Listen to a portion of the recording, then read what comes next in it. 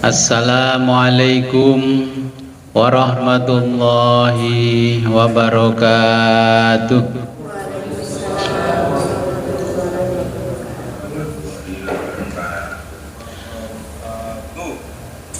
Bismillahirrahmanirrahim.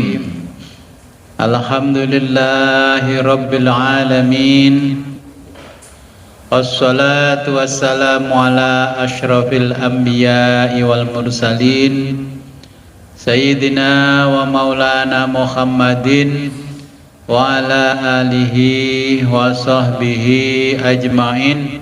Amma ba'du, la khawla wa la quwwata illa billahil aliyil azim. Alhamdulillah, pada malam hari ini kita diberikan kenikmatan yang sangat luar biasa oleh Allah Subhanahu wa Ta'ala, sehingga bisa kembali lagi ngaji kitab Tasawuf Sirrul Asrar. Sebelum kita mulai pengajian ini, marilah kita berkirim Fatihah terlebih dulu kepada junjungan kita baginda Nabi besar Muhammad sallallahu alaihi wasallam, kepada mu'alif kitab Sirrul Asrar, juga kepada kedua orang tua kita. Semoga dengan berwasilah ini kita diberikan kemudahan oleh Allah dalam mempelajari kitab tasawuf. Ila hadratin Nabil Mustafa Rasulillah Muhammadin sallallahu alaihi wasallam wa ala alihi wa azwaji wa auladihi wa dzurriyyatihi wa ahli baitihi wa jami' ashabihil kiram. Sya'ulillahi lahumul Fatihah.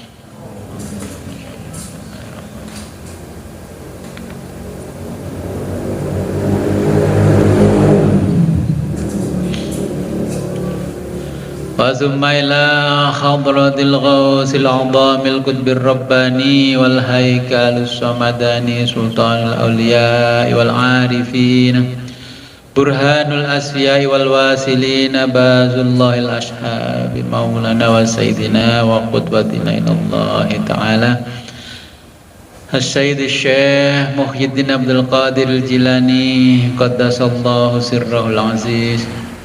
الفاتحة.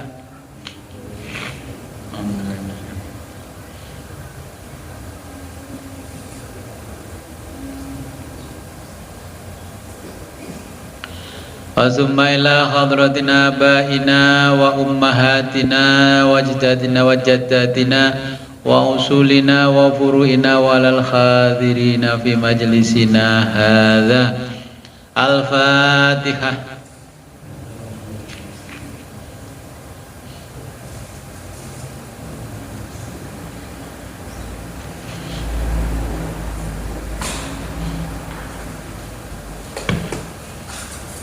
Sebelum ngaji, saya sampaikan yang ikut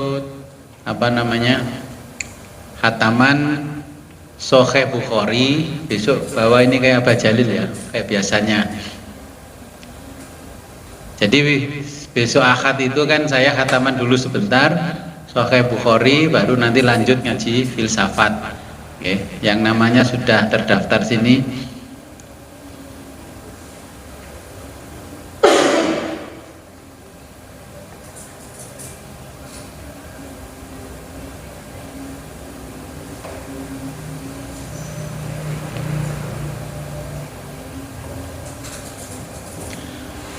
Sudah difotokopi toh ini? Bon. Oh, nggih, bon.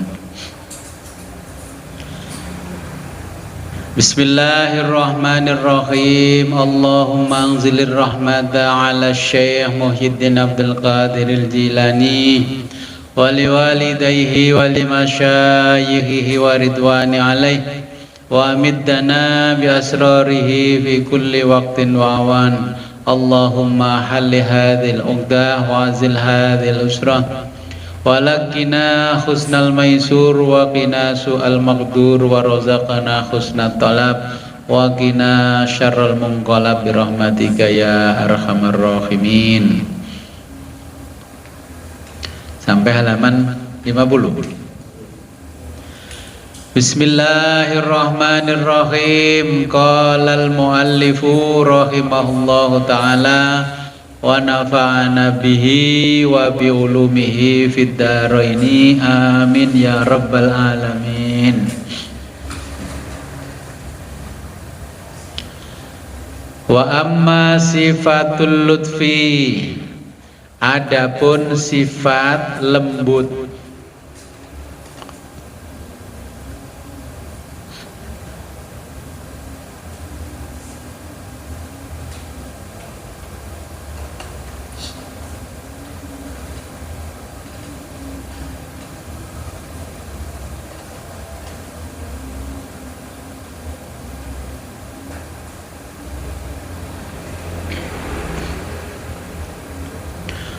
Fakot hanya kal malaikati seperti malaikat,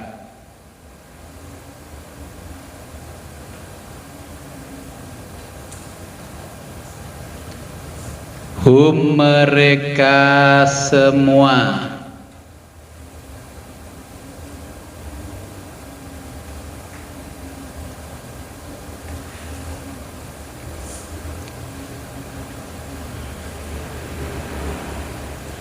madharu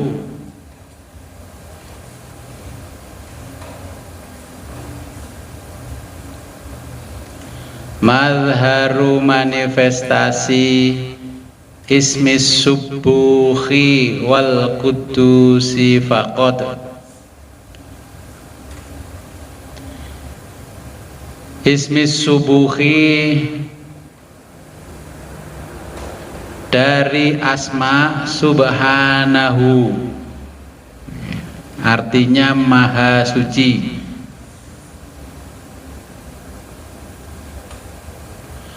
Wal qudusi dan asma al kudus, maha kudus, ya, sama-sama suci tapi tingkatannya berbeda. Fakot saja.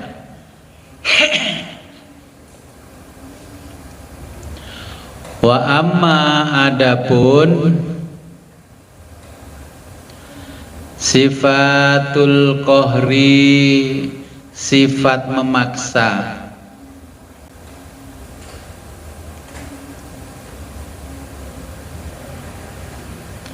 ka iblisin seperti iblis,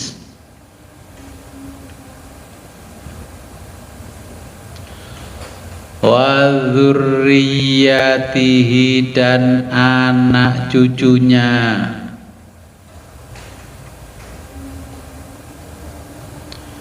wa huwa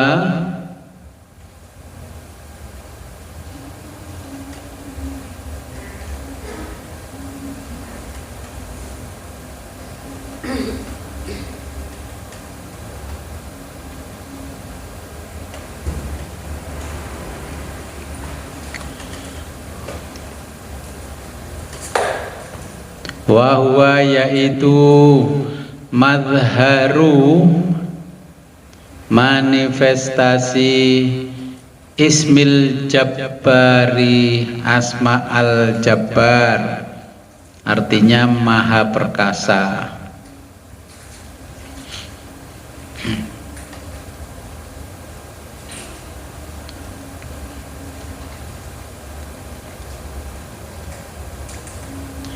Walidzalika jadi,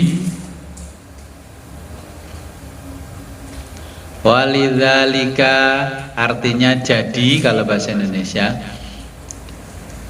Tajabbaru wa takabbaru anis sajadati.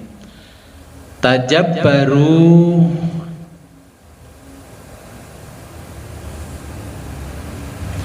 tajabbaru wajar kalau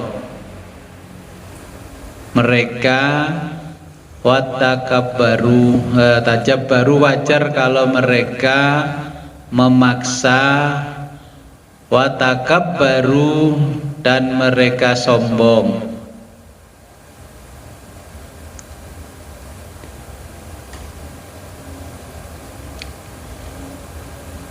anis sajdati, tidak mau sujud,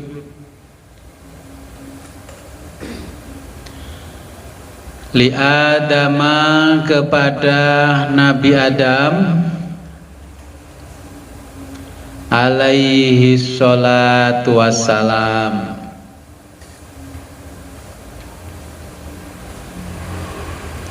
Alaihi, kepadanya, as-sholatu, sholawat, wassalamu, dan salam.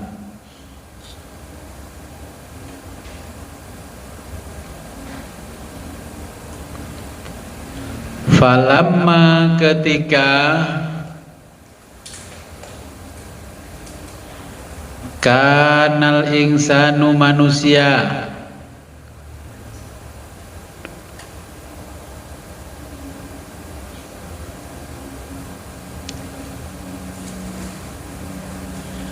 jami'an, berpadu,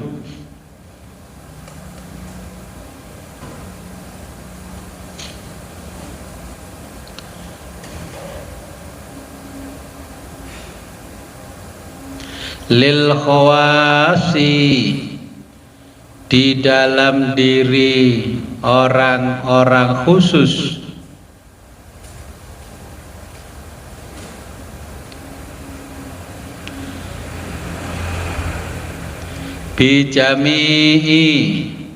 bijami'il kainati, bijami'i, dengan semua, al kainati, makhluk,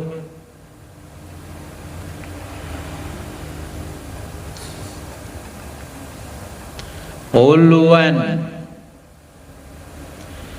yang derajatnya tinggi,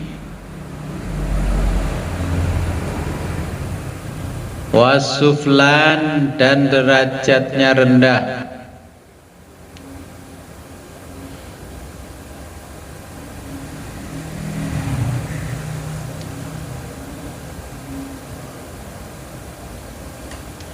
Lam yakhlul anbiya'u, lam yakhlu, tidak luput, al anbiya'u, para nabi,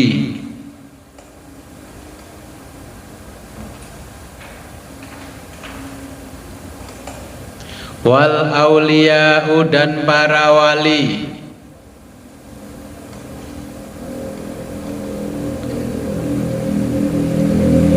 minaz zallati, dari kesalahan-kesalahan,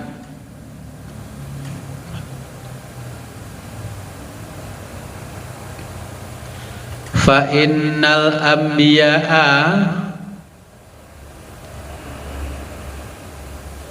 karena para nabi,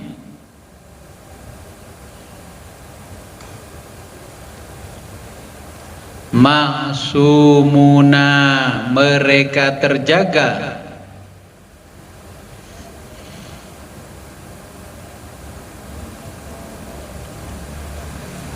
minal kabairi, dari perbuatan dosa besar,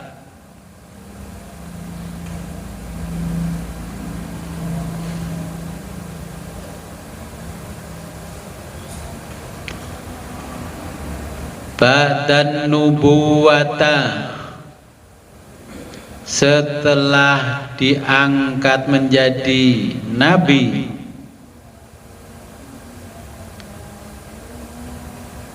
warisalata, dan rasul, atau bisa diterjemah begini, wa ba'dan nubuwata, setelah diangkat dari kenabian, warisalata, dan kerasulannya. Sama saja bahasa Indonesianya, ba'dan nubuwata, setelah diangkat menjadi nabi, warisalata, dan kerasulannya,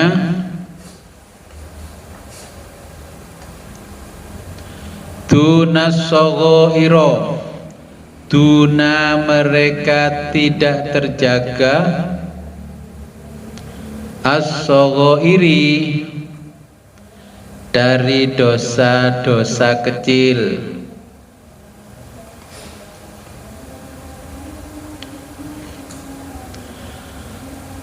Wal auliyai, sedangkan para wali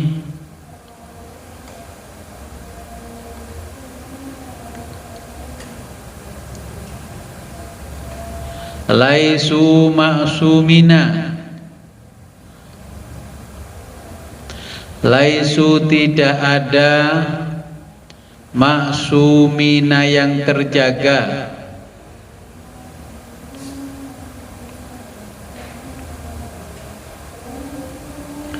wa qad qila, ada yang berpendapat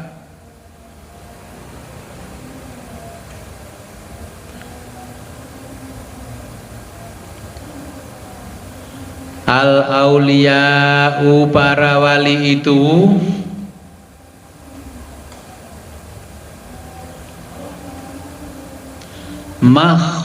mahfuzuna, hanya terlindungi,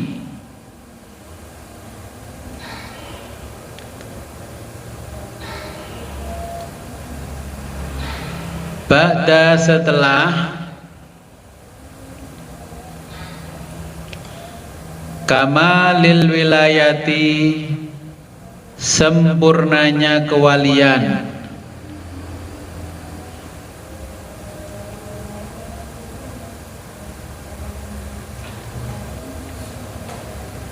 minal kabairi, dari dosa-dosa besar.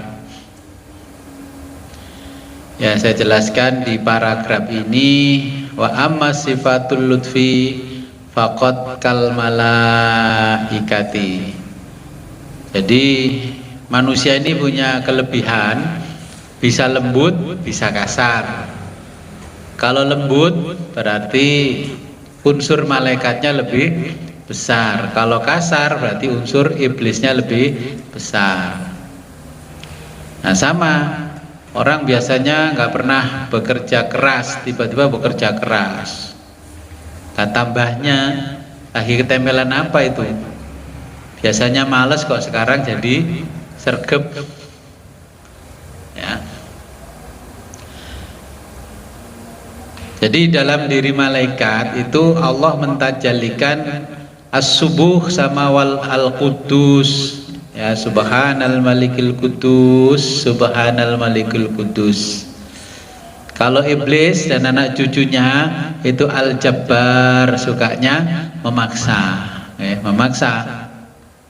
Makanya kalau ada orang suka memaksa, ya berarti di dalam dirinya potensi iblisnya lebih besar. Ya.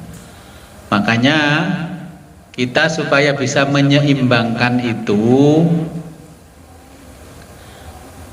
kata Syekh Abdul Qadir Jailani, kita harus mendekati orang-orang yang kelasnya khusus, spesial, privilege, punya privilege, ya bisa sampai kepada Allah, supaya bisa menyeimbangkan.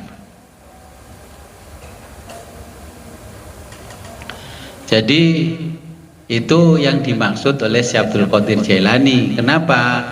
Jangan niru para nabi dan rasul. Kalau para nabi dan rasul itu maksum, dijaga penuh oleh Allah, ya dijamin tidak akan melakukan kesalahan. Begitu melakukan kesalahan langsung diingatkan sama Jibril, jangan. Ya, seperti nabi melakukan kesalahan langsung ditegur Jibril. Kalau kita melakukan kesalahan, yang negur ya netizen. Sekarang Jibril itu kan menjelma jadi netizen, salah. Makanya kalau di medsos, jangan kok dikritikin netizen, jangan marah. Berarti kita kalau tahu ilmunya, alhamdulillah, Jibrilnya Allah itu mengingatkan saya. Jadi kalau dikritik orang jangan marah. Karena kita bukan nabi, dikritik orang itu sama dengan nabi dikritik malaikat Jibril. Kalau nabi sifatnya pribadi, mengkritiknya, kalau kita dikritik banyak orang. Ya, ucapkan terima kasih sama orang yang kritik, terima kasih saya sudah diingatkan. Kalau nggak dikritik kan nggak tahu salahnya. Tapi ketika yang mengkritik kok pedes-pedes, oh ya, berarti separuh yang mengkritik saya lembut-lembut itu dalam dirinya penuh as-subuh sama al-kudus. Ya, yang satu yang pedes-pedes itu ya al-jabbar, takabur. Potensinya seperti itu.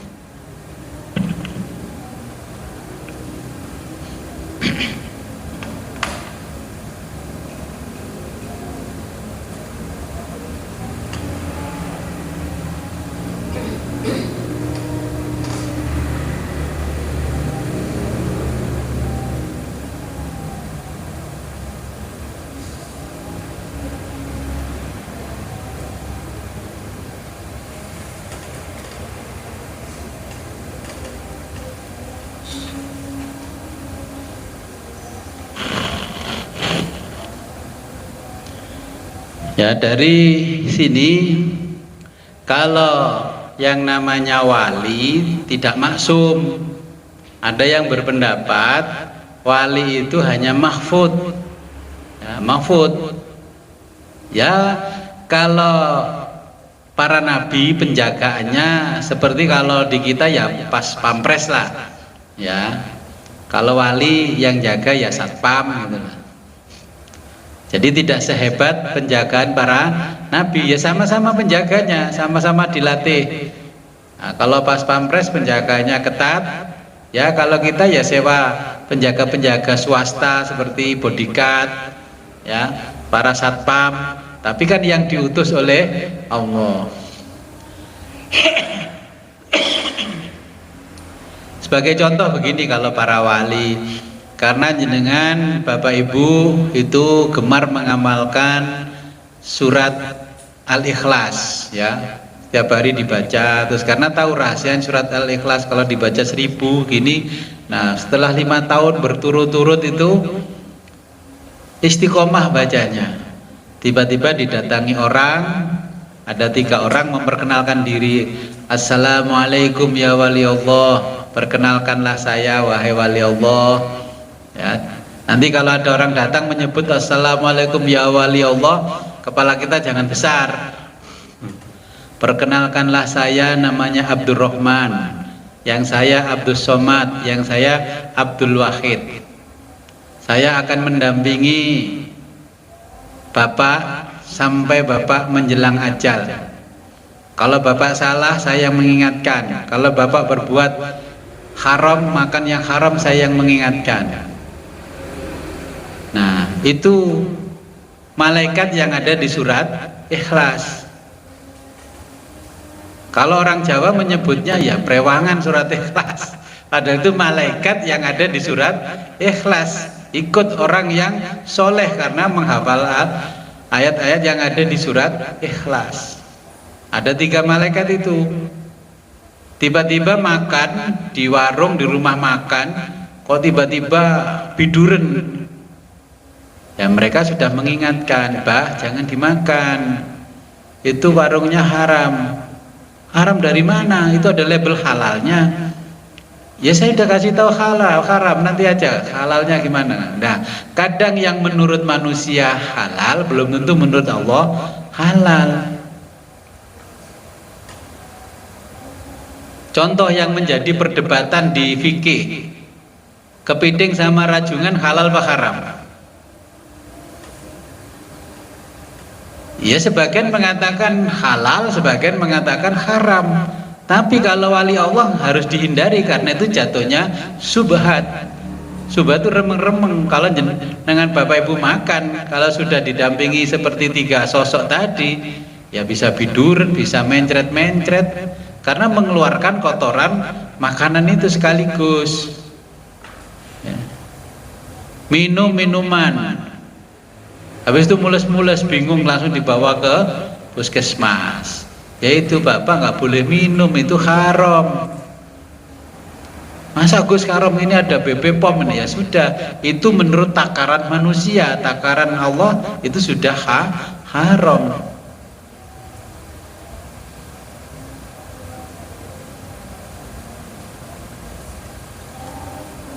Ya, jadi seperti itu. Saya dulu mengamalkan ayat kursi. Setiap habis sholat maghrib saya baca 313. Istiqomah terus, apapun yang terjadi kesibukan saya, pokoknya setelah sholat maghrib, kata guru saya itu amalkan ini, gini-gini ya saya amalkan. Setahun berikutnya ada sosok yang mendatangi saya, bertamu. Assalamualaikum ya wali Allah, perkenalkanlah nama saya Malikul Kandias. Saya akan mengikuti Kang Haji sampai Kang Haji menjelang ajal. Terus saya tanya, dari mana kamu?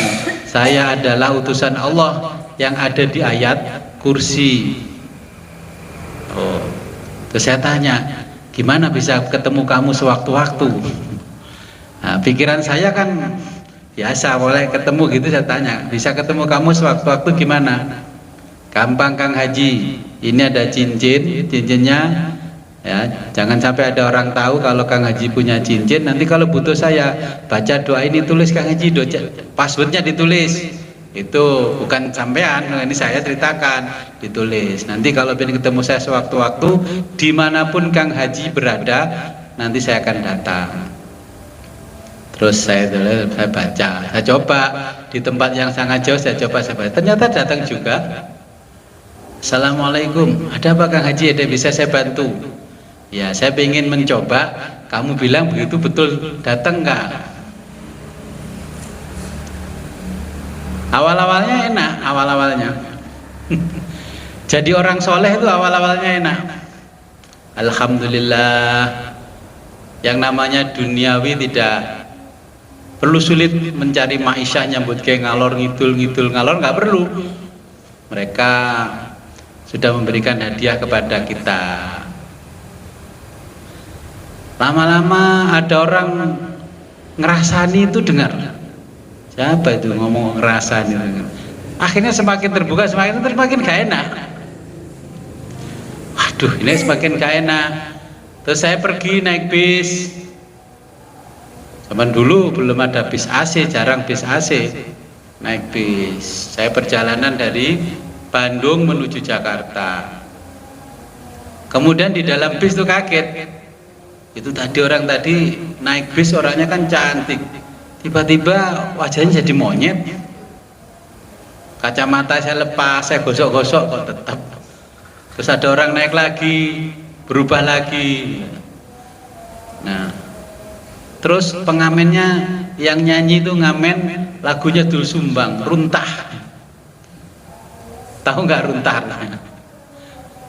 Kalau orang Sunda tahu runtah. Runtah itu sampah. Wah, orang cantik ini kok pas sama nyanyinya si pengamen. Itu pada waktu awal-awal begitu ya nggak paham. Apa kok begitu apa? Setiap lihat orang aneh, setiap orang aneh. Ya. Jadi kalau Bapak Ibu jadi orang soleh sudah seperti itu ciri-cirinya walinya Allah yang mengingatkan. Tapi beratnya apa? Bahasa Jawa kemarin saya pesan apa? Kumbi. Coba dirasani tonggone ngamuk apa enggak? Kesadaran kita kalau enggak tinggi bahaya.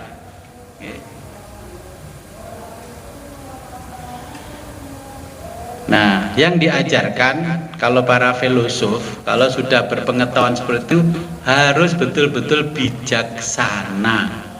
Orang yang sudah bisa bijaksana itu orang yang nggak punya kesedihan. Diribah orang lain, digosip orang lain ya santai, nggak mempan, sudah kokoh. Makanya Allah tidak akan menjadikan seseorang menjadi kekasihnya kalau dirinya belum bisa mengontrol dirinya sendiri. Karena setelah didampingi orang-orang soleh seperti itu, potensi kita dibisiki iblis lebih besar. Sampean itu walinya Allah. Orang ngerasa nih, saya sentil gini aja langsung modar dia. Iya betulan. Saya pengen tahu bener gak sih ngomongannya, tapi nggak saya modar. Jatuh ke jurang. Ternyata ya betul. Ada orang waktu itu kan yang ngetren motor kan RX King. Kita naik motor butut itu ngung RX King.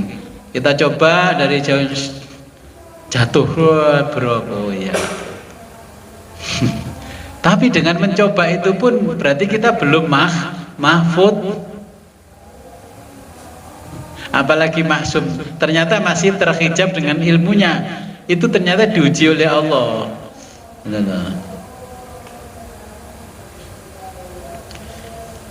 Jadi itu gambaran kewaliannya Allah. Orang soleh itu pasti akan diutus oleh Allah, akan mengutus kepada orang soleh sosok makhluknya yang mendampingi orang soleh. Kalau yang mendampingi para nabi dan rasul itu ya sekelasnya Jibril. Kalau yang saya sebutkan tadi ya sekelasnya wali.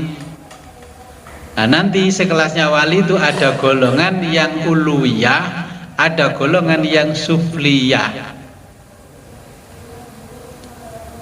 Nah, dalam perjalanannya saya ketemu lagi orang-orang kok nyebut namanya Abdurrahman, Abdul Wahid, Abdul Somad. Loh, yang kemarin siapa?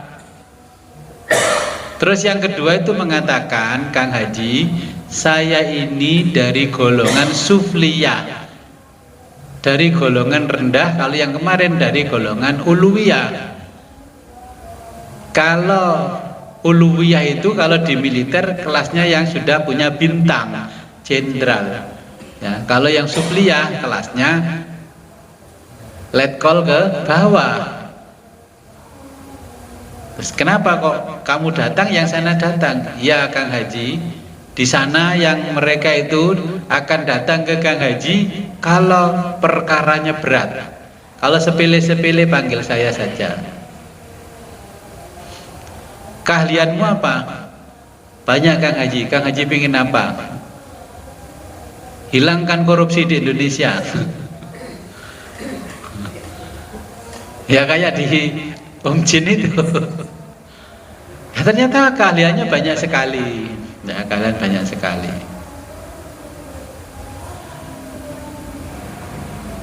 Tapi permintaan saya satu. Apa? Jangan makan makanan yang subhat dan mengandung bau seperti bawang merah, bawang putih. Apalagi Kang Haji suka jengkol, jangan makan jengkol. Saya coba makan jengkol, terus boyok saya ini, kok aku kenceng kayak orang Sunda bilangnya kejengkolan ini, jengkolan ini. Jadi larangan-larangan ya nggak boleh. Karena apa? Yang bau mulutnya apa itu nggak boleh. Setiap hari harus menggunakan wangian. Karena orang soleh.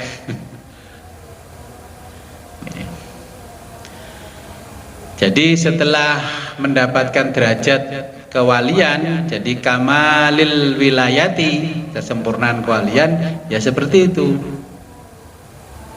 Kenapa para walinya Allah nggak pernah sedih, nggak pernah gundah gulana perkara dunia? Kalau nggak punya uang mereka mendatangi. Kenapa Kang Haji nggak punya uang? Ini uang Kang Haji. Itu kewalian. Tapi untuk mencapai itu sangat berat. Jangan diceritain begini, wah terus termotivasi pingin seperti itu. Itu butuh perjalanan yang sangat berat. Contohnya ketika ngaji tasawuf, saya diuji sama guru saya ngaji tasawuf. Saya sudah sampai di rumahnya ngaji, orangnya nggak keluar-keluar sampai jam 12 malam ya. Saya duduk aja. Kalau jenengan rumah saya tutup, kira-kira masih di depan rumah sana nggak nunggu saya? Pulang paling woro-woro di grup, Gus Wid pergi. Ternyata diuji guru saya begitu, saya tungguin sampai jam 12 baru beliau keluar. Kan dia jangan ngomong sama saya gitu, terus kasih rokok, kasih makan itu. Saya nggak tanya kenapa, nggak tanya. Kita orang alim kan nggak perlu tanya. Yang tanya kan orang bodoh. Saya menahan diri, nggak tanya saya. Akhirnya diajak ngobrol, ngalor ngidul, ngobrol ya sudah. Ngobrolannya ternyata di situ ilmunya daging semua. Karena kenapa tadi kok nggak mau saya ngaji? Karena ada tamu yang pengen mencuri ilmu tasawufnya, makanya beliau nggak ngaji, saya nggak suudon. Karena baru tadi dikasih tahu, tadi saya nggak ngaji karena seperti ini. Kamu tahu? Nggak tahu. Tapi saya yakin saja guru saya pasti punya niat baik. Oke, jadi ini perbedaan nabi dan wali. Jadi di setiap ayat Quran, setiap huruf itu ada malaikat yang menjaga. Kalau yang mengatakan kepada Bapak Ibu nanti ketemu namanya saya yang uluwiyah, itulah golongan malaikat. Kalau yang sufliyah itu golongan jin. Makanya nanti hati-hati jadi walinya Allah apa walinya jin.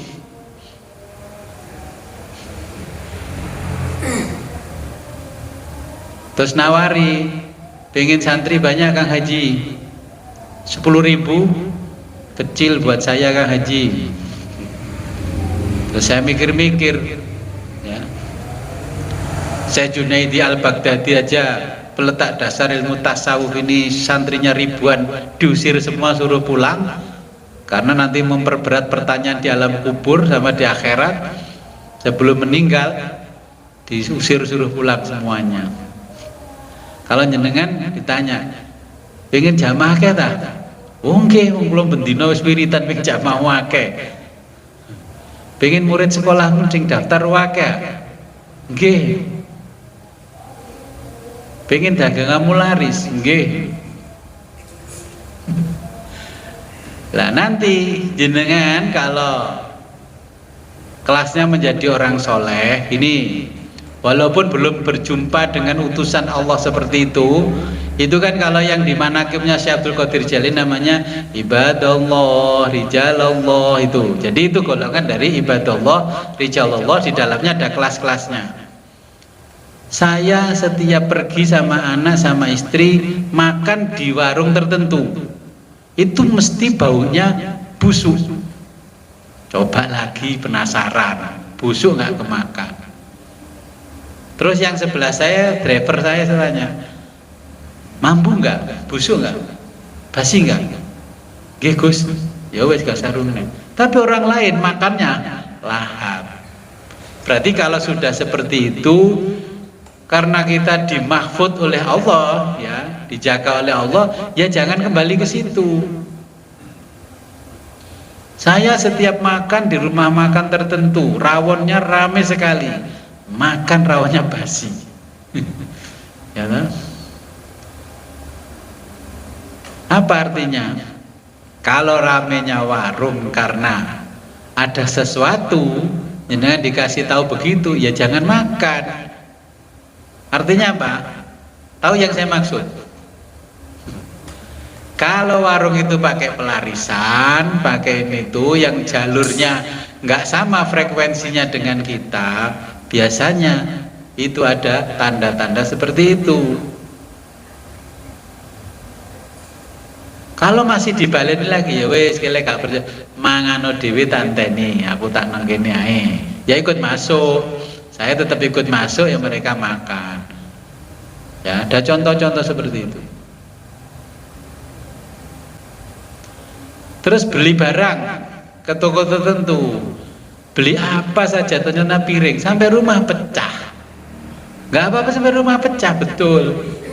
Ya saya bilang ya sudah, jangan pergi ke situ.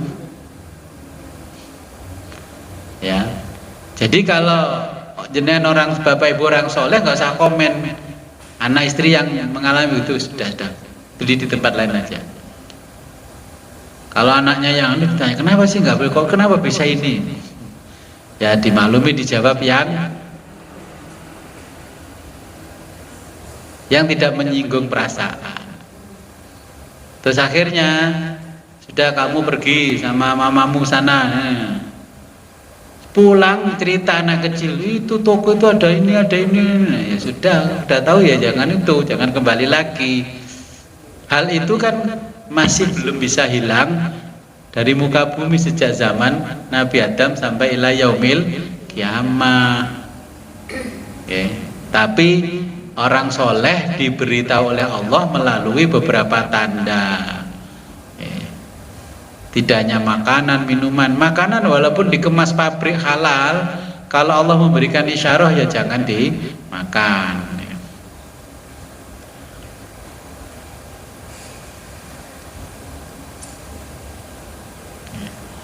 Mungkin ada pertanyaan? Ini karena kamu sendiri sudah mengalami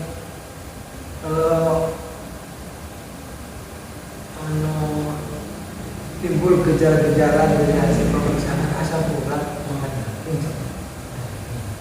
asam urat dan langsung karena beberapa jenis makanan yang tidak boleh dimakan oleh orang-orang lansia karena kolesterolnya tapi lebih baik ternyata barang itu lebih dari barang yang halal, lebih buah-buahan. Oh iya ya. Kenapa kita kena asam urat, kolesterol tinggi, dan ini sudah halal semua, Gus. Allah itu kan melalui Nabi sudah menjelaskan, kulu washrobu wala tusrifu, makanlah, minumlah, tapi jangan berlebihan. Itu kalau kita belajar filsafat namanya self preservation. Jadi untuk menjaga kelestarian hidup kita sendiri, tidak boleh melakukan sesuatu yang mengakibatkan kontradiktif. Ini halal, Gus. Iya halal. Allah sudah beritahu kalau melebihi ambang batas nanti akan terjadi kontradiktif pada waktu usia tertentu. Nah itu nggak mungkin kita kena asam urat kalau tidak ada riwayat suka makan yang mengandung asam urat. Kontradiktif. Orang kalau masa muda kesenangannya melebihi kebahagiaannya, maka pada waktu masa tua akan mengalami kontradiktif. Penyakitnya apanya muncul. Nah, ulama tasawuf itu mengajarkan untuk melestarikan diri sendiri, untuk mengikuti gaya hidupnya Nabi. Gaya hidup Nabi makan daging, tidak makan jeroan. Tapi setiap pagi banyak orang beli sate usus, sate jeroan. Terus saya coba juga, enak juga ternyata. Enak juga, tapi Nabi menghindari. Kan sudah dikasih tahu nih ilmunya, ya jangan dimakan. Nabi sudah jelas-jelas memberitahu jangan dimakan.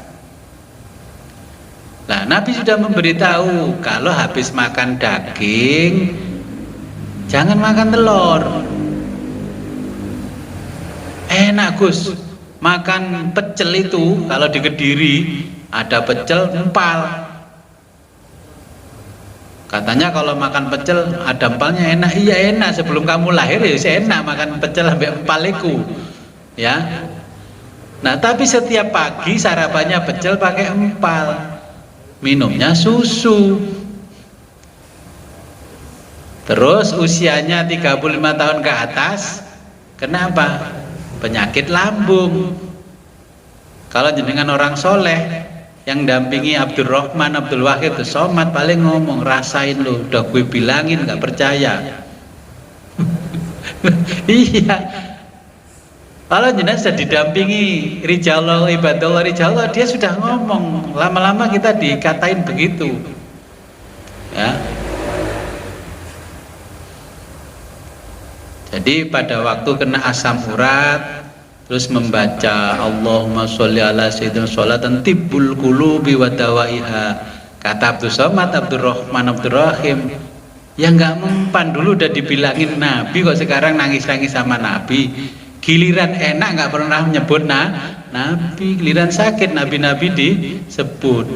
Memang Nabi jual diskon untuk sakit.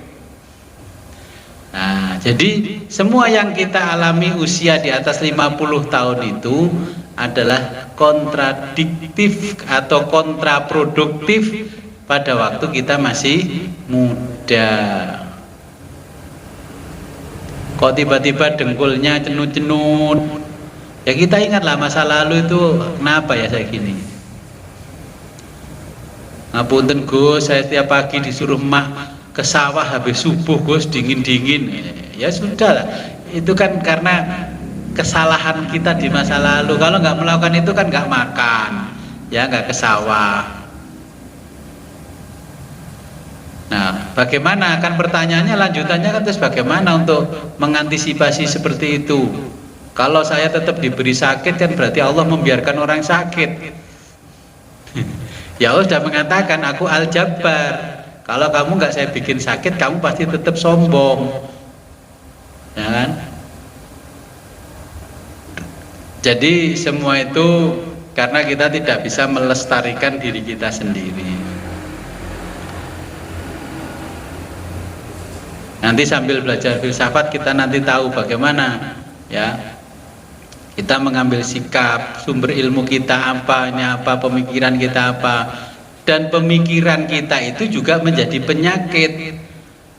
Makanya kalau orang tasawuf, puasanya juga termasuk puasa informasi. Hari ini tuh kalau orang tasawuf puasa informasi, HP ini gledakno 3 hari 3 malam. Itu sebenarnya menjadikan kita overthinking yang menjadikan otak kita kotor. Akhirnya jadi banyak penyakit yang masuk ke dalam diri kita. Oh nggak bawa HP ketinggalan kan bingung. Oh kalau istri ketinggalan kan nggak bingung kok. HP-nya ketinggalan bingung. Yang ibu-ibu HP ketinggalan bingung, suami ketinggalan nggak bingung. Nah, jadi ini adalah sesuatu yang bersifat kontradiktif, kontraproduktif. Itu sudah diajarkan oleh Allah. Nanti menuainya ketika kita sudah tua. Bagaimana pengobatannya? Harus menyeimbangkan lagi diri kita ini semuanya dengan cara zikrullah. Kita ini selalu dibohongi dengan ilmu-ilmu modern. Orang gelisah dikasih obat tidur. Padahal kalau menurut Ibnu Sina, orang gelisah itu obatnya ya nutrisi buat kolbunya, bukan buat fisiknya. Obat tidur buat hati apa buat fisik? Ya fisik. Ada lagi? Oke, monggo.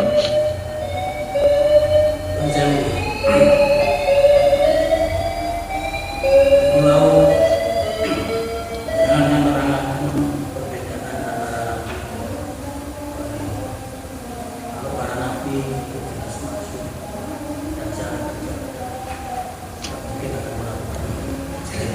Nggih. para wali juga dijaga tapi tidak seketat mereka. Para nabi. Aceng sakit menungso biasa. Manusia biasa dengan diri tidak terjaga. Bahwa dengan menerangkan manusia itu punya kelebihan. Atas kalau manusia itu punya kelebihan dan terjaga oleh mereka dan bisa melakukan kebaikan.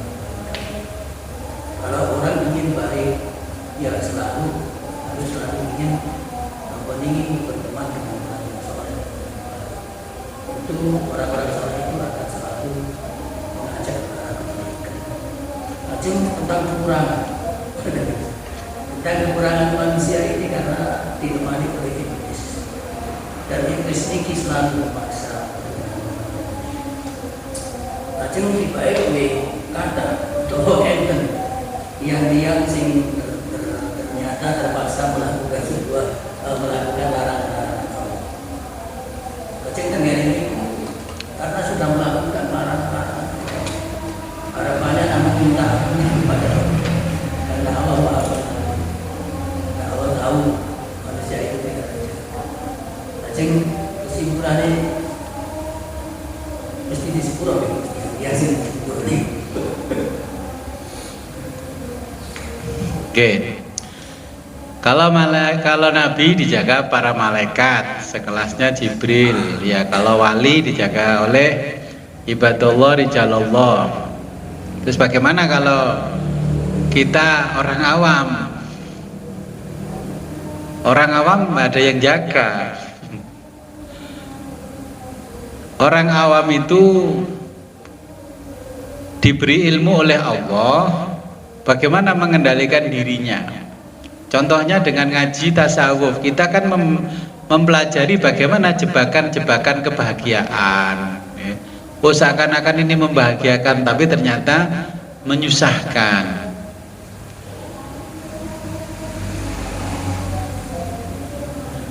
Nah, jadi orang yang awam itu diberi ilmu secukupnya oleh Allah untuk membentengi dirinya. Makanya kalau ilmunya berlebih nanti jadi orang alim.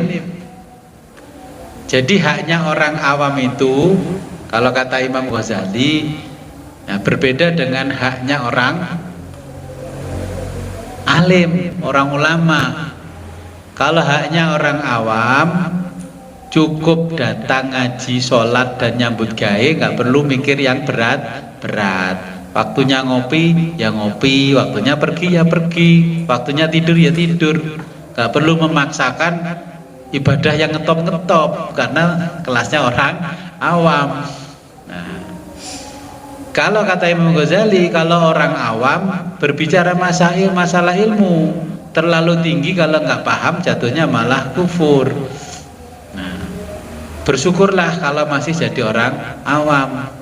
Dosanya kalau melakukan dosa lebih ringan hukumannya daripada orang alim. Orang yang paham hukum kemudian melanggar hukum, dosanya lebih besar mana sama orang yang melanggar hukum karena dia tidak tahu hukum.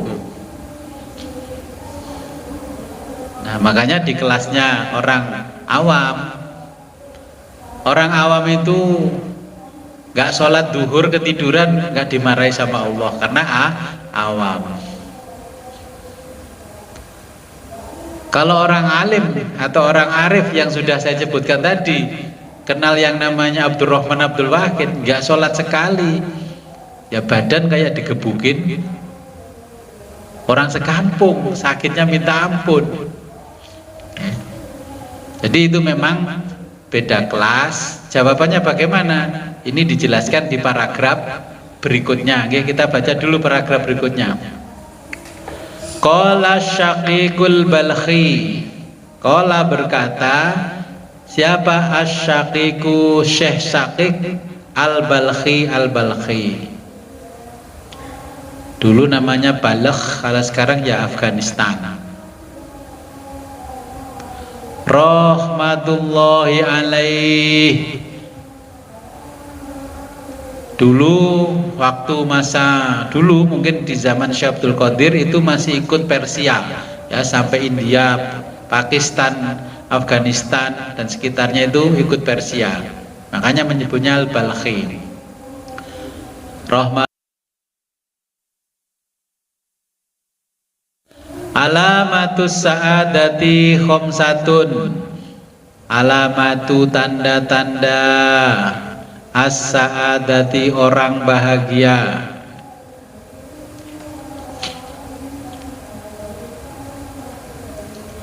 Khamsatun ada 5. Lainul qalbi, hati yang lembut.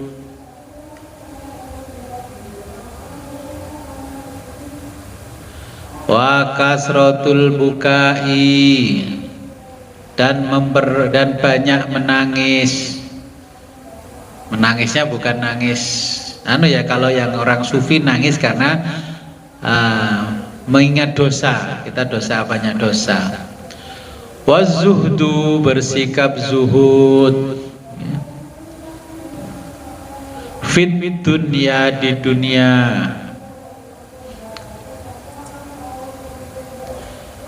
Wa qasrul amali, tidak banyak angan-angan.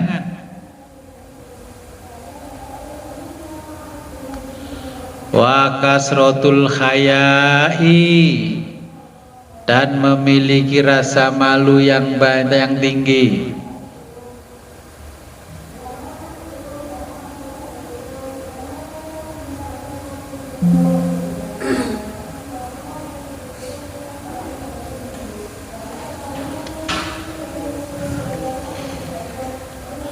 Walamatus syaqawati, dan tanda-tanda asyaqawati, orang menderita. Khamsatun, ada 5.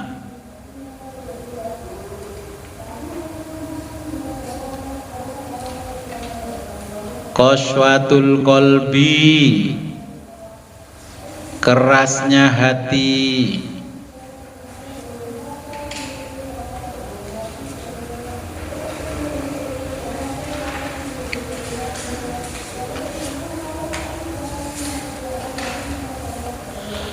Wa jumudul aini, dan keringnya air mata.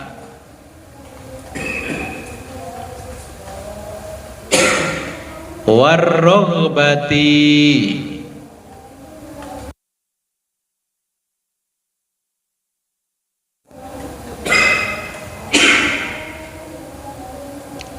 fit dunia, di dunia.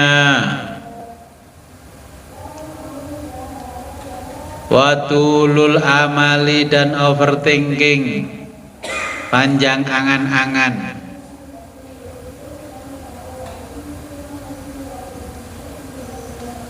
Wa qillatul haya'i, dan sedikit rasa malu.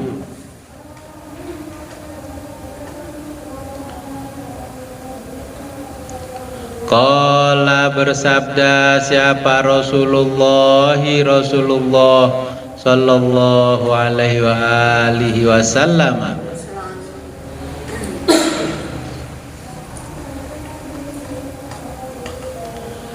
Alamatus sa'idi, tanda-tanda bahagia itu.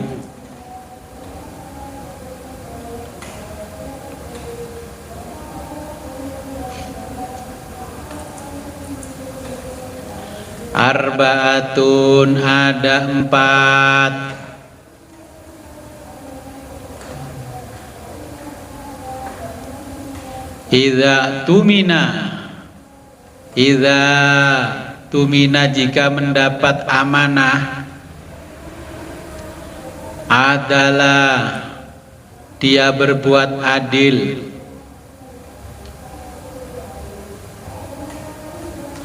Wa idza, dan jika dia ahada, berjanji.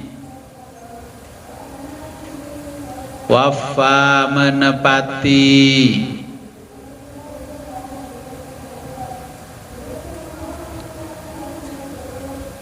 Wa idza takallama, jika dia berbicara. Sodaqo, jujur.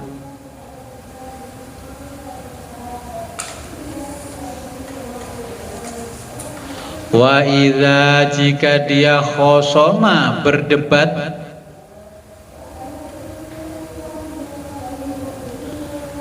Lam yashtamma, tidak mencaci maki.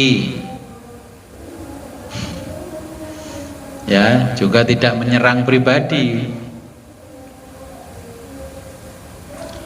Wa alamatus saqi, dan tanda-tanda penderitaan.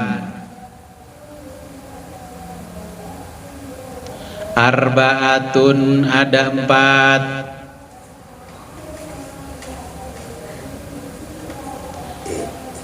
Idza tumina, ketika mengemban amanah. Khona, khianat.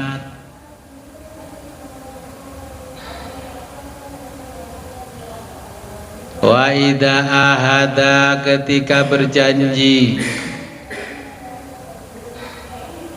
Akhlafa, ingkar atau wan prestasi.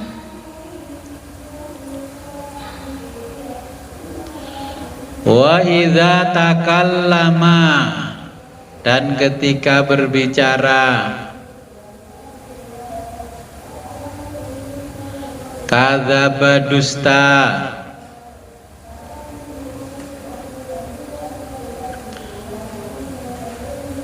Wa idza khosoma, dan ketika berdebat, yashtamun nasa, dia mencaci maki orang.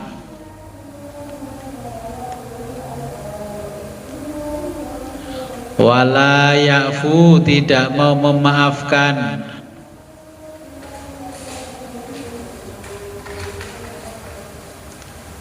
Anhum, orang lain.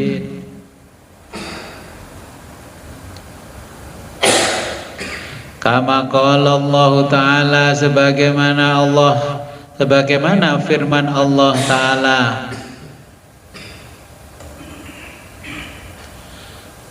faman, maka barang siapa, afa, memaafkan, wa aslaha, dan berbuat baik,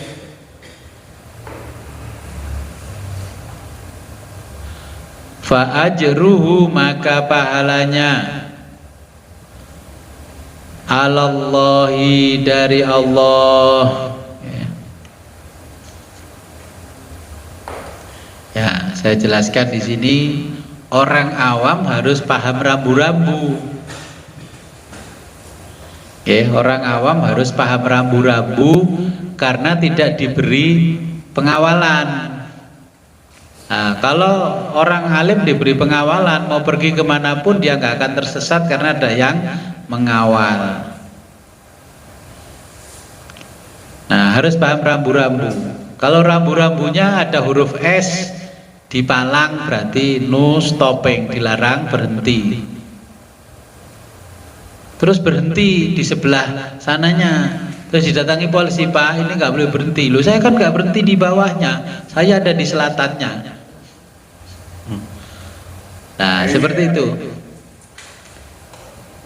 Jadi ini orang awam harus punya rambu dan menghafalkan rambu-rambu yang diajarkan dalam syariatnya Allah. Apakah walinya Allah nggak belajar syariat? Orang diangkat jadi wali Allah karena sudah tuntas belajar syariatnya, bukan langsung tanpa syariat jadi wali Allah. Enggak mungkin. Kalau di ilmunya Kanjeng Nabi Muhammad, ya syariat harus dipelajari. Makanya walinya Allah itu tidak akan terjebak dengan sindrom sukses toksik. Ini yang terkenal di zaman sekarang. Kalau kita belajar psikologi itu ada namanya SST, bukan sarjana sains terapan seperti perawat, bidan dan sebagainya. Jadi ini sindrom sukses toksik. Ya. Jadi orang kan sindrom. Dulu pernah jadi bupati, karena 10 tahun ya dia jadi bupati itu 2 periode. Setiap pagi orang datang, sowan, sopir sudah tersedia, semua sudah tersedia. Orang ditelepon jam berapapun datang. Ketika sudah nggak jadi bupati, tukang sapunya saja ditelepon nggak mau ngangkat. Terus dia kena sindrom sukses toksik. Kalau orang Jawa mengatakan lama-lama ngundat. Dulu dia itu tukang sapu, waktu saya jadi bupati nih, saya angkat dia jadi staf. Kalau aku nggak ngangkat dia jadi staf, nggak mungkin jadi staf, tetap jadi gembel dia. Nah, itu namanya sindrom sukses toksik. Berarti selama ini yang dia perbuat isinya racun, tidak ada yang ikhlas. Buktinya diundat-undat itu. Bahasa Jawanya ngundat-ngundat. Diingat-ingat, dikata-katain terus. Kamu kalau nggak aku yang menata hidupmu, nggak akan sukses. Sama dulu ketika jadi komandan, semua orang hormat, disuruh pusat pun mau. Kalau pensiun, lihat wajahnya aja ogah. Ya, makanya kita jangan berlebihan, nanti akan terjadi kontraproduktif. Waktu jadi gubernur kemana-mana dikawal, belah duren aja dikawal. Kalau udah gak jadi gubernur, paling dilempar durian sama orang lain. Ya, makanya nanti kalau itu berlebihan, actionnya berlebihan, akan jadi sindrom sukses toksik. Jadi kesuksesannya di masa lalu itu penuh dengan racun. Toksik itu kan racun. Wes, waktu masih jadi kiai, jadi ulama, semua orang mengagumi. Setelah dipecat oleh Allah nggak jadi wali, jadi ulama, semua orang nggak ada yang mau sama dia. Dulu kalau nggak gue yang ngajar ngaji nggak mungkin bisa baca Quran itu. Belajar Iqra sama aku aja 12 tahun baru khatam. Ya kan? Kenapa orang cenderung seperti itu, kena sindrom sukses toksik? Ya tadi yang disebutkan Nabi, tanda-tanda kebahagiaan, tanda-tanda penderitaan. Hidupnya nggak pernah membahagiakan orang lain, menderitakan orang lain. Ketika jadi pejabat nyuruh anak buahnya jam 12 malam bangun di telepon, membahagiakan apa menyengsarakan? Ya nggak mungkin berani anak buahnya karena dia masih jadi bupati, masih jadi wali kota.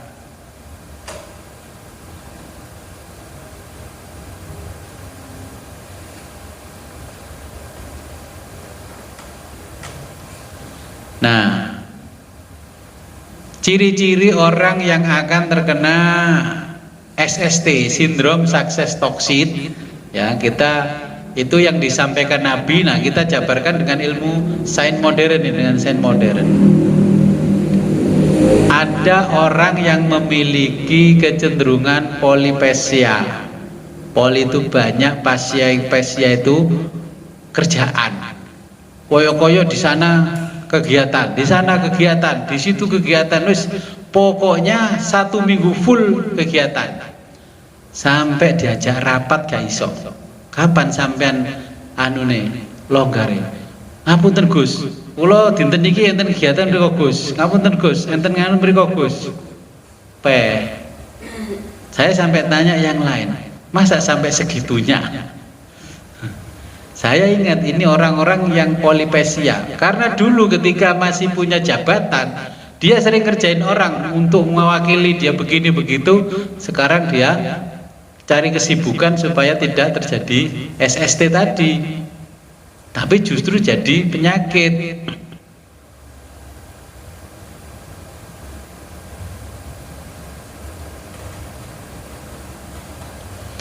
Contohnya apa yang saya ceritakan itu?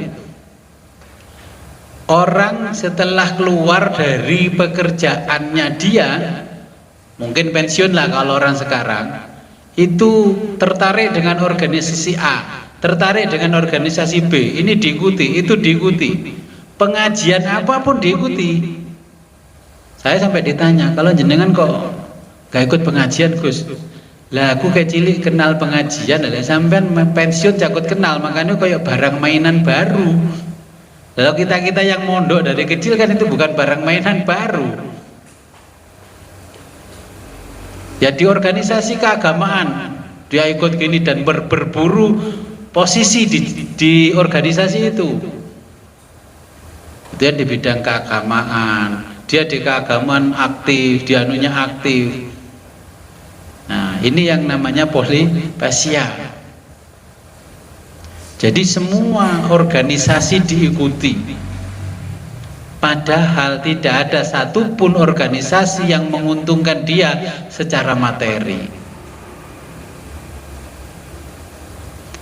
Karena dia sindrom, dulunya dihormati orang, sekarang orang mulai menjauh. Dia cari organisasi baru dan mencari posisi baru juga, supaya komunitasnya itu banyak. Nah, ini namanya SST, sindrom sukses toksik. Kenapa terjadi seperti itu? Karena spiritual deficit disorder. Nah, saya ikut istilah yang modern saja, spiritual deficit disorder, namanya SDD. Tadi kan SST. Jadi orang ya spiritualnya kosong. Wong sing seneng ngaji-ngaji itu spiritualnya sebenarnya kan kosong. Sing seneng nyambut gawe itu orang kaya atau orang miskin? Nyambut gawe ngebut-ngebutan nang pasar, nang sawah sebelum subuh, berangkat jam 6:30 pulang, habis itu ngajar. Bapak saya dulu sebelum kaya begitu. Pokoknya subuh itu langsung berangkat. Terus jam 6:30 itu pulang ondel, terus pergi ke sekolahan. Karena belum mapan. Jadi orang yang sukses itu orang yang sudah punya banyak waktu luang. Kegiatan sosial keagamaan lebih banyak.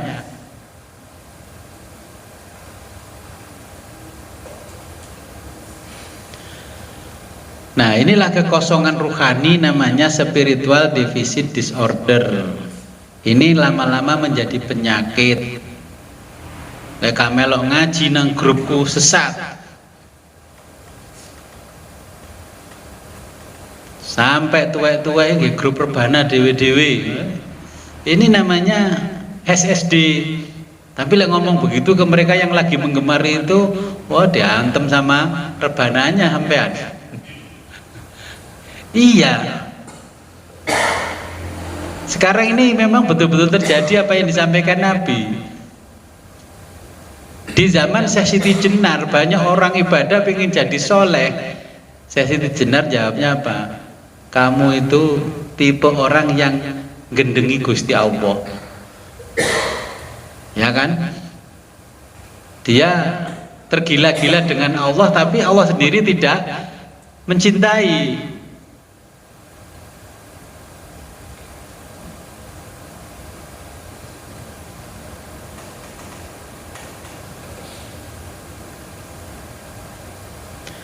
Nah, orang yang berkegiatan seperti itu, SSDD itu justru tidak memiliki kepekaan ruhani karena dia baru kenal kegiatan keagamaan di usia tua.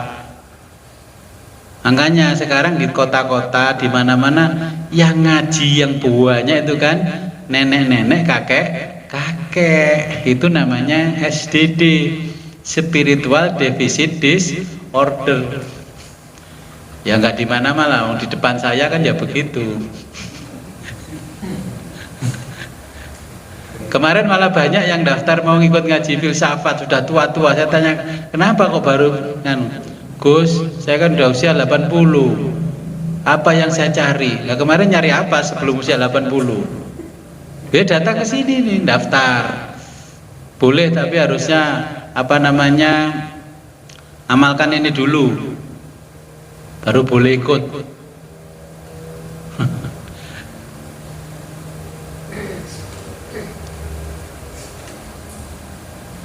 Oke, jangan dianggap kegiatan keagamaan menambah spiritual jenengan tambah, malah bisa kosong. Ngaji bendino tapi mojoknya sama temen pleknya, CS pleknya di sana ngomong, itu malah spiritualnya kosong. Itu namanya SDD ya, seperti itu. Ngomongnya ustadznya kalah kenceng sama ngomongnya dia. Ya. Cirinya SDD itu apa? Orang kalau diajak ngaji ilmu lebih berat daripada diajak ngaji guyon. Itu ciri SDD. Banyak mana pesertanya kalau ngajinya guyon sama yang serius begini? Yang guyon. Lebih mahal mana gajinya orang yang menata budi pekerti dengan yang merusak budi pekerti? Gajinya guru 300.000, yang menata budi pekerti, ya. Yang menata akhlak, gitu, gajinya 300.000. Sopan santun, tata krama, tata susila dibayar 300.000. Konten kreator yang penggawa, yang pekerjaan yang merusak moralitas bangsa, gajinya miliaran. Segera saja pindah jadi konten kreator biar yang subscribe banyak, yang like banyak, komen banyak, nanti monetisasinya miliaran.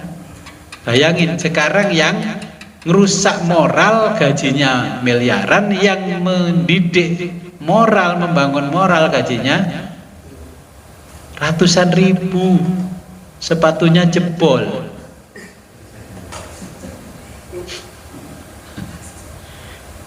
Ya ini spiritual deficit disorder.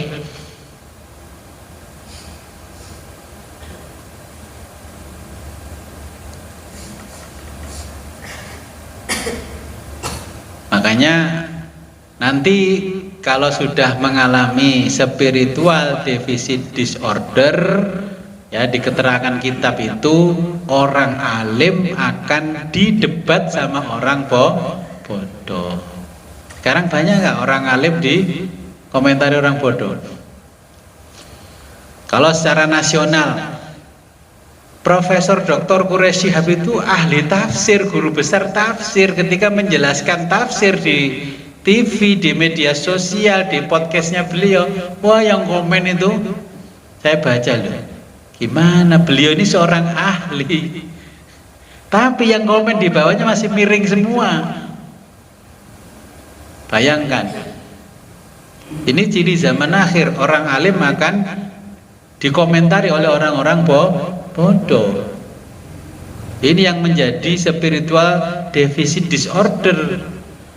Kalau sama orang alim lah, makanya nanti kalau ngaji filsafat, kalau bapak ibu nanti jadi orang pandai, akan tahu bahwa yang di depan itu orang bodoh. Karena apa? Karena pernah bodoh. Kalau orang bodoh tidak tahu yang di depannya orang alim, karena dia belum pernah jadi orang alim. Dari ngomongnya kan kelihatan orang alim sama tidak alim. Nah, jadi ini yang dipesankan oleh Syekh Abdul Qadir Jailani. Wiritan banyak, torikotan, tapi tidak memproduksi orang-orang yang bertakwa. Yang diproduksi apa? Sudah baca itu yang di cuman memproduksi topeng-topeng palsu. Nah itu malah defisit, bukan surplus, bukan surplus, bukan kelebihan, tapi malah kekurangan. Ya.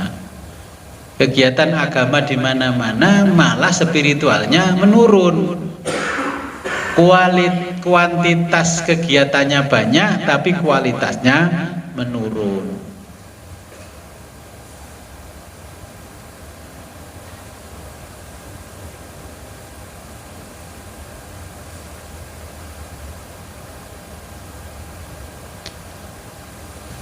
Sebelum saya lanjutkan, ada pertanyaan?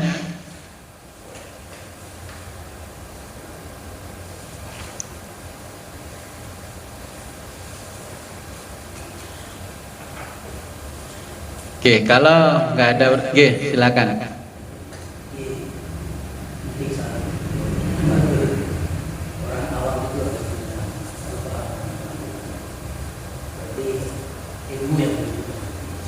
Oke.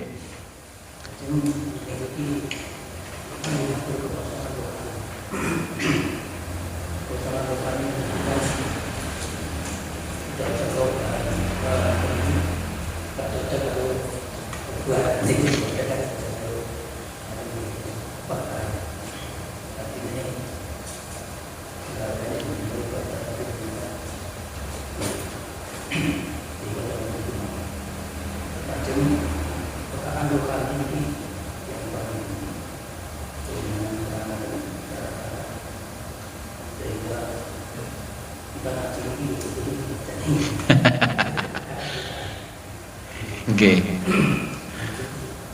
Oke, pertanyaannya gimana kita banyak ngaji kok malah ruhaninya kosong? Ya banyak, memang sekarang itu banyak. Gerutu ke sana, sholawatan, ngaji, gerutu ke sana, tapi kosong. Itu tadi sudah dijelaskan Nabi, tanda-tandanya yang satu menjadikan dia bahagia, yang satu menjadikan dia sengsara. Okay. Kenapa bisa kosong secara ruhani? Orang contohnya ya orang sering mengikuti pengajian ya karena tertarik dengan spiritualitas tokoh yang ngaji. Saya contohkan begini, saya punya teman, saya tanya, kamu sekarang kok sregep ngaji dan tidak pernah tidak ngaji dengan orang tertentu tadi. Dulu itu nggak mau ngaji, biasa ngaji. Terus saya tanya, kenapa kok sekarang ngaji aktif dengan Gus A? Gini Pak Wid, kenapa saya sama istri sekarang ngaji? Dulu itu istri saya dibilangin temannya yang ikut ngaji sama Gus A, dia itu dulu hidupnya susah. Setelah ikut ngaji sama Gus A itu semua usahanya lancar. Kalau nggak ngaji, usahanya mulai turun, ngaji lagi. Terus saya buktikan, ternyata betul kalau ngaji sama Gus A itu barokahnya ngaji itu luar biasa. Jangan tertarik nggak yang model begitu? Loh iya, itu ada orang yang mengikuti pengajiannya seorang tokoh karena dia berharap berkah-berkahnya itu, ternyata memang betul diberi berkah. Jadi dia mau ngaji kalau ada efeknya membuat dia lancar usahanya. Nah itulah yang membuat nanti orang menjadi spiritualnya kosong karena sudah yang masuk itu apa? Sindrom toksitnya dari kesuksesan. Kesuksesan tadi loh yang namanya sindrom sukses toksit yang masuk. Kenapa kamu ngaji? Iya Gus, dulu saya itu kan sakit gak sembuh-sembuh. Saya dibilangin sama orang itu, coba ikut ngaji di sana nanti kamu sembuh. Ya mungkin karena karomahnya yang ngaji itu sembuh. Terus kalau seperti itu menjadikan spiritualnya kosong apa berisi? Ya dia nggak berani meninggalkan pengajian karena takut sakit. Kan banyak juga orang pergi umroh, kalau kita ngapain?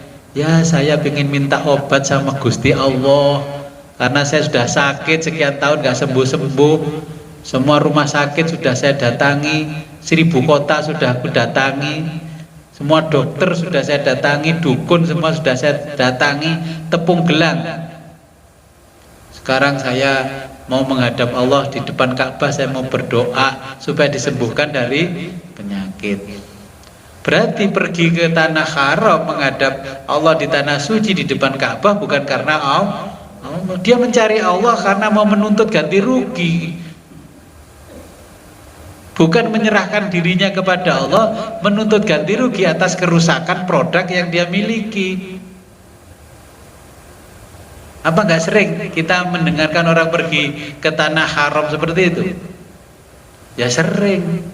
Oh nggak punya anak aja perginya ke sana, nggak ke dokter spesialis kandungan. Terus yang satu juga begitu, pergi ke tanah haram berdoa, ya Allah lindungilah hamba, ya Allah lindungilah hamba, ya Allah. Terus saya lirik, loh ini kan pejabat yang terkenal di TV itu, kok lindungi ya Allah? Ternyata di depan Ka'bah itu lindungi ya Allah supaya korupsinya nggak ketahuan. Gitu toh namanya manusia. Jadi di depan Ka'bah itu jangan disangka semuanya mendapatkan nilai spiritual. Kalau souvenir spiritual memang dapat pulangnya. Kalau ada orang pulang haji umrah kasih souvenir enggak? Ya itu souvenir spiritual, tapi spiritualitasnya enggak dapat. Wong saya dulu pernah kok bersamaan tokoh di Jabal Rahmah nancepkan bendera. Saya tanya, "Yu hotel apa kok nancepkan bendera?" Aku jari Gus Dur biyen nek pengen dadi gubernur kon ngencepno bendera nang kene Mas. Ngono ta tak dongakno sama dadi gubernur yu rong periode. Lho beneran itu bersamaan saya di sebelahnya.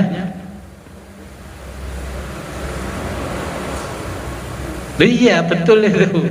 Tanya kalau nggak percaya. Iya di sebelahnya itu. Nah kalau seperti itu pergi ke tanah haram pun tidak dapat nilai spiritual. Apalagi pergi haji. Oke, jadi kita sudah diberi rambu-rambu.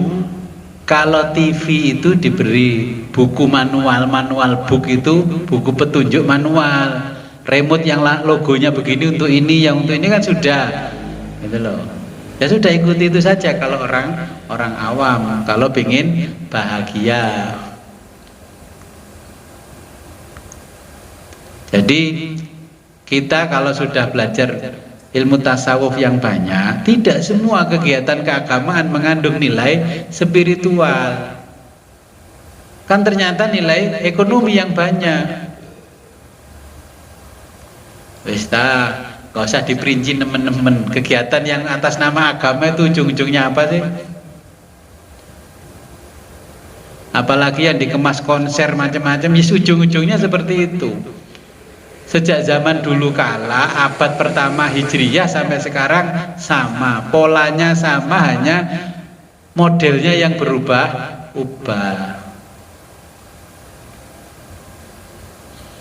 Jadi yang seperti itu membuat kekosongan spiritual.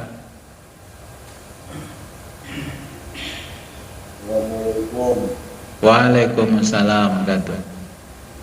Agus, ini ada satu pertanyaan. Ya. Kadang-kadang suka menjadikan bimbang ini Gus ya. Itu Gus, perbedaannya orang sholat orang syariat dengan sholatnya orang tasawuf bagaimana Gus? Ada apa enggak sih Gus? Oh ya. Assalamualaikum. Waalaikumsalam. Ada enggak perbedaan sholatnya orang syariat sama orang tasawuf? Ya ada. Ada enggak perbedaannya matematikanya anak SD dengan SMA? Ya ada. Ada.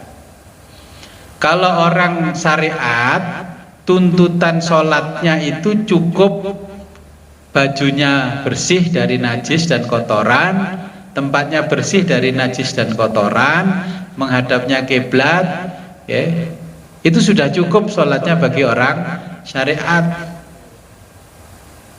Kalau orang tasawuf, sholatnya tempatnya bersih, bajunya bersih. Lah bersihnya baju itu kalau orang tasawuf ditanya, ini dulu beli baju uang gratifikasi apa bukan? Kalau orang syariat nggak perlu tanya itu, pokoknya tempatnya bersih, bajunya bersih, sah menurut fikih. Itu orang syariat. Lah kalau orang tasawuf mau sholat di masjid, tanya, ini dulu masjid kok mewah, siapa yang bangun? Oh yang bangun dulu pejabat A. Ini uang korupsi apa bukan? Nah kalau dia tahu bahwa itu keramiknya hasil korupsi, dia nggak mau sujud di situ. Kalau orang syariat tidak dituntut seperti itu, entah itu hasil korupsi, entah hasil ngemplang, pokoknya karpetnya bersih suci, keramiknya bersih suci, ya nggak apa-apa. Walaupun dibangunnya masjid di tanah sengketa, ya tetap dapat pahala kalau orang syariat. Kalau orang tasawuf, sholatnya itu menata hatinya. Ya setelah syariatnya tertata, hatinya ditata, khusyuk apa enggak, baju yang dipakai ini hasil korupsi apa bukan, itu ditanyakan kalau orang tasawuf. Kalau syariat nggak tanya, ya. Jadi itu perbedaan sholatnya orang syariat sama orang tasawuf. Ya. Terus orang tasawuf ya tanya begini, ibadah apapun yang dilakukan, yang ditanya itu hakikatnya, bukan lagi syariat yang ditanyakan. Bukan lagi syariat yang ditanyakan. Kalau mau sholat, dia tanya, ini masjid siapa yang bangun? Oh si A. Ternyata sudah tahu di TV, ternyata yang bangun masjid itu diborgol sama Kejaksaan Agung. Nah kalau orang yang tasawuf ya nggak mau sholat di situ sebelum perkaranya orang itu diputus oleh pengadilan. Oh Bapak Ibu pergi kemana-mana, sekarang yang dicari masjid apa SPBU sholatnya? Sholatnya kan orang sekarang di SPBU daripada di masjid. Kenapa? Karena masjidnya ditutup sama takmirnya. Yang dapat pahala yang punya SPBU, Gus, tapi yang punya pahala orang kafir, Gus. Ya nggak apa-apa. Karena yang punya pahala ya dia, dia yang punya tempat. Ya masjidnya ditutup, malah takmir yang nanggung dosa. Oke, ada lagi pertanyaan?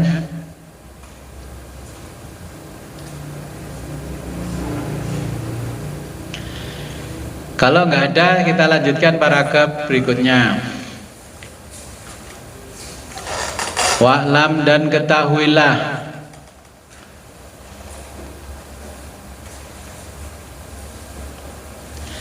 anna tabaddala bahwa akan berganti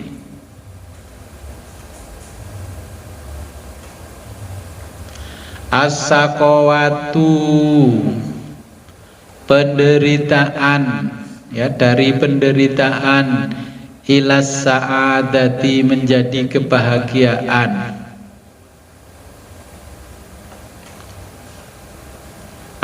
atau aksihi sebaliknya.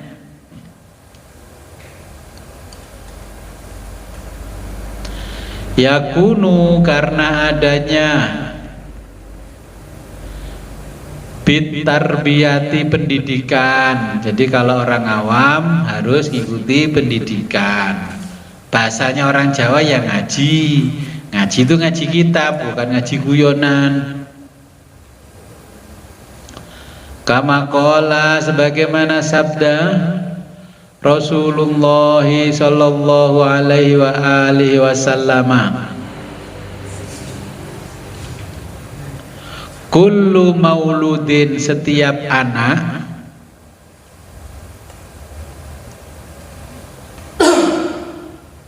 yuladu dilahirkan ala fitratil islami dalam keadaan fitrah Islam, kesucian Islam.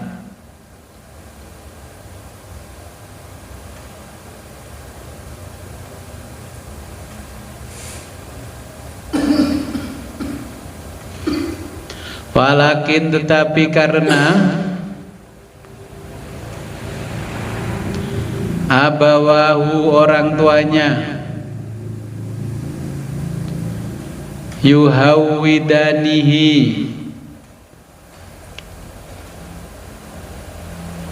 yang menjadikan dia Yahudi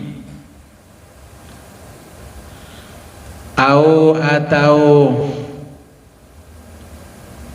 yunasironihi Nasrani atau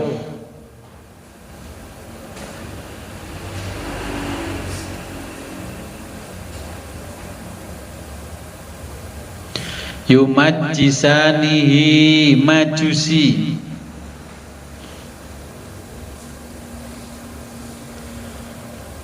hadzal hadisi hadis ini ya dulu menunjukkan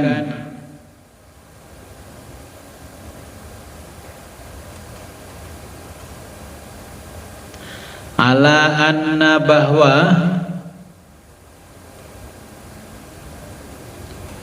fi kulli setiap wahidin orang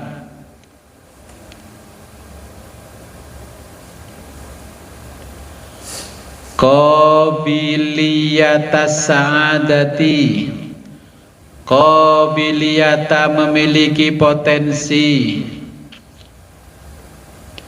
as-sa'adati bahagia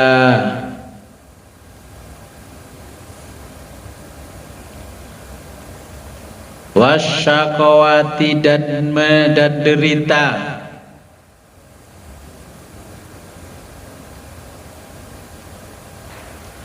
fala yajuzu maka tidak boleh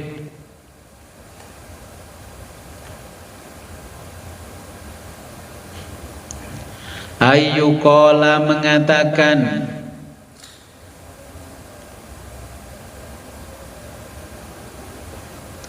hadzal rajulu bahwa setiap orang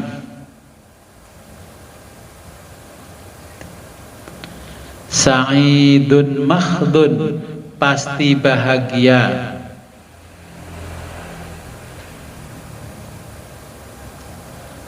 atau saqiyun makhdun pasti menderita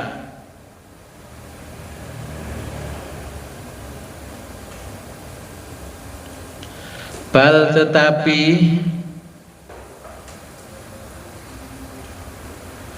yajuzu boleh ayyuqala kita mengatakan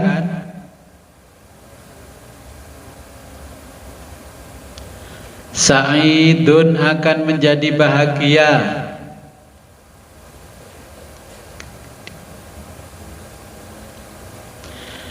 idza ghalabat jika dia lebih banyak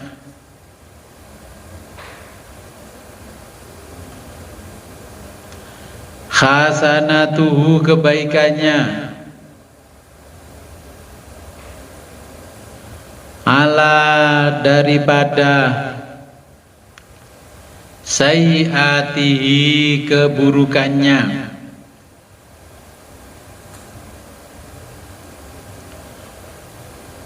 wa kadza demikian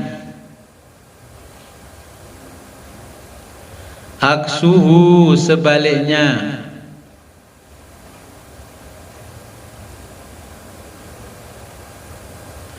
waman dan barang siapa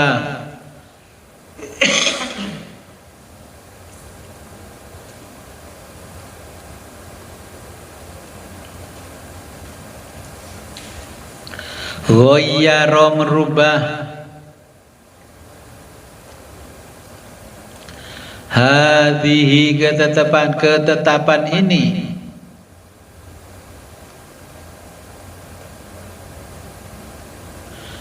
faqat sungguh dhalla ia telah sesat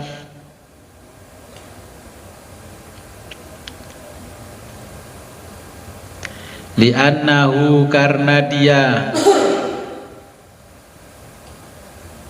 i'taqada berkeyakinan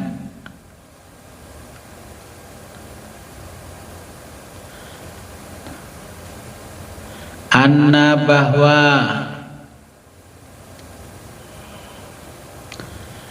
itu minallahi diganti minan nasi ya. Annas Allahnya diganti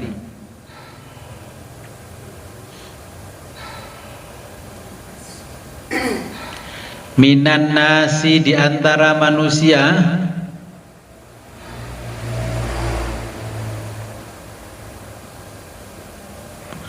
man ada orang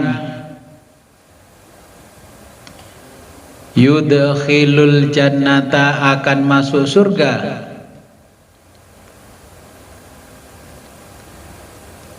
bila amalin tanpa amal soleh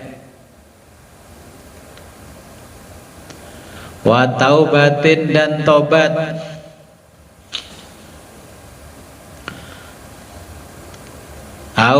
atau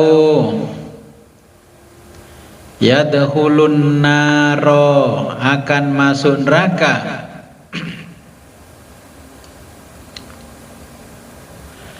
bila maksiatin tanpa berbuat maksiat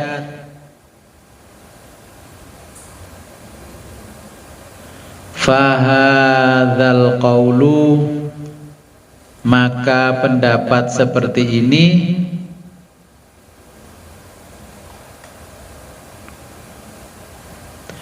khilafun nususi khilafu bertentangan an nususi dengan nas-nas Al-Quran Lianna Allah Ta'ala, karena Allah Ta'ala wa'adal jannata, telah menjanjikan surga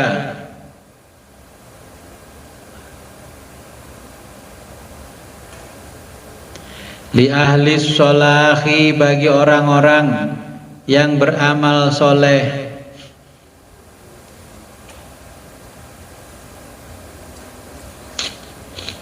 wan nari, dan neraka li ahlil ma'asi, bagi orang-orang yang berbuat maksiat,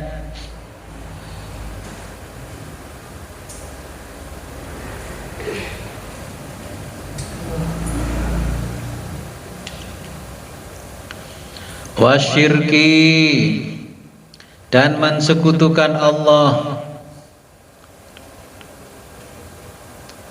wal kufri, dan kufur,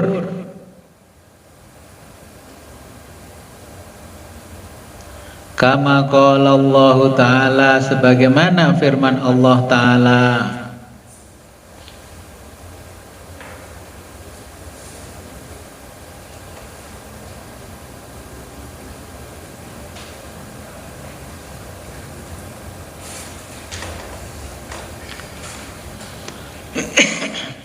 man, barang siapa amila solihan, berbuat kebaikan,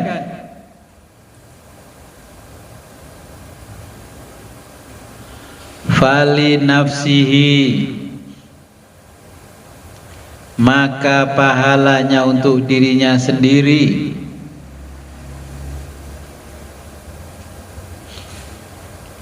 waman, dan barang siapa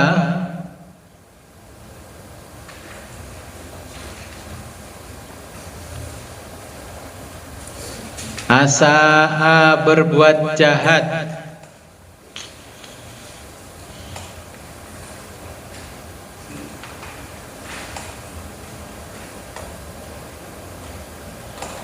fa'alaiha, maka pahalanya untuk dirinya sendiri. Jadi balasan berbuat baik ya dirinya, berbuat jelek ya dirinya. Al-yauma, pada hari ini, tujza, akan diberi balasan. Itu kan waqala Allah Ta'ala, dan Allah Ta'ala berfirman, al-yauma, pada hari ini, tujza, akan diberi balasan, kullu nafsin, tiap-tiap jiwa, bima, dengan apa, kasabat, yang dilakukan,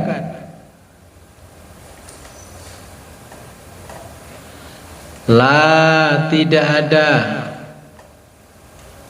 zulma, yang dirugikan, al-yauma, pada hari itu,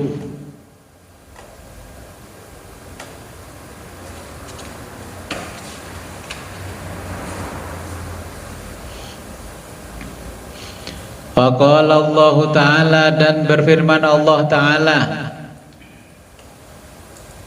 wa anna laisa, dan bahwasannya, laisa, tidak ada, lil insani, bagi manusia,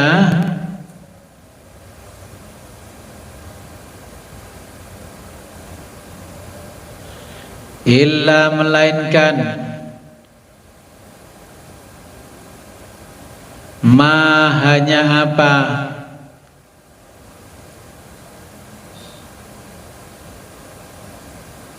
sa'a, yang telah diusahakannya,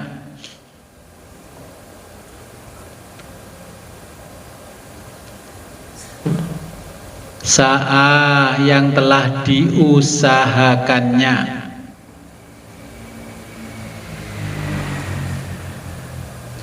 Wa anna dan bahwasannya sa'yahu usahanya itu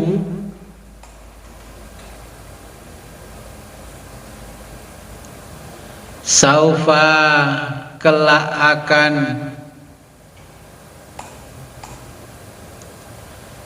yuro diperlihatkannya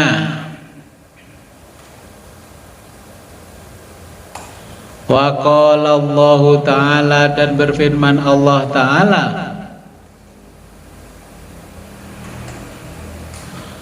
wa ma dan segala apa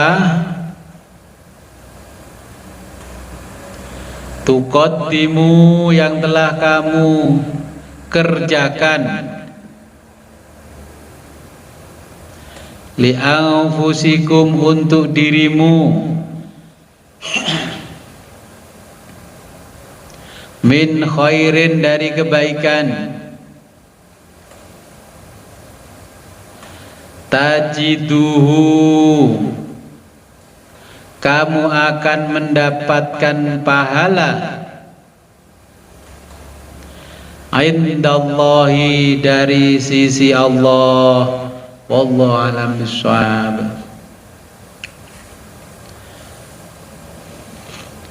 Nah, begini, ini kan dijelaskan seharusnya kita itu bahagia, tapi ternyata menderita. Contoh begini aja, paling gampang. Kita punya anak dapat beasiswa dari KIP, Kartu Indonesia Pintar, ya, dari programnya Pak Jokowi waktu masih jadi presiden. Terus kalau kita ngomong sama orang lain, itu saya nyekolahkan anak saya, itu saya nyekolahkan.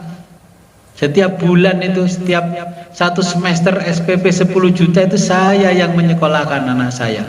Alhamdulillah jelek-jelek begini masih bisa muliakan anak. Itu yang seharusnya kalau dia ngomong jujur bahwa anaknya sekolah karena dapat KIP, itu lebih bahagia daripada ngomong kalau dia yang menyekolahkan. Giliran KIP-nya diputus oleh Allah, ya, bingung. Pak Lurah tanya, loh katanya dulu kamu yang nyekolahkan, makanya otak saya nggak bisa mikir. Orang seperti kamu kok bisa nyekolahkan di perguruan tinggi yang model begitu? Akhirnya kan menderita. Akhirnya yang seharusnya Pak Lurah itu belas kasihannya muncul karena takabur kita di awal, tidak mensyukuri nikmat Allah, tidak takhadus bin nikmah, akhirnya digantilah kebahagiaan itu dengan penderitaan. Itulah namanya kontraproduktif. Kalau dapat sumbangan KIP ya ngomong aja sumbangan KIP. Saya ini karena sudah terhitung lansia, setiap 1 bulan dari kelurahan disuruh ngambil beras 10 kilo. Pak mau kemana Pak? Mau ambil beras. Mana? Ke kelurahan. Saya kan dah lansia, dapat 10 kilo setiap bulan. Ya lumayan loh. Yang satu ditanya kemana Pak? Saya mau ke tempatnya Pak Jo, ngapain? Beli beras. Padahal sama saya perginya ambil beras itu karena gengsi. Saya nggak usah gengsi, wong itu ya memang karena sudah hitungan lansia, dapat beras ya saya terima, nggak perlu ditutup-tutupi. Orang yang suka menutup-nutupi nikmatnya Allah dan mengatakan itu prestasi saya, nanti akan diberi kesengsaraan bukan kebahagiaan. Apa sih susahnya ngomong jujur? Kalau dibantu orang ya ngomong aja dibantu orang, jangan ngomong kalau itu prestasi kita gitu loh.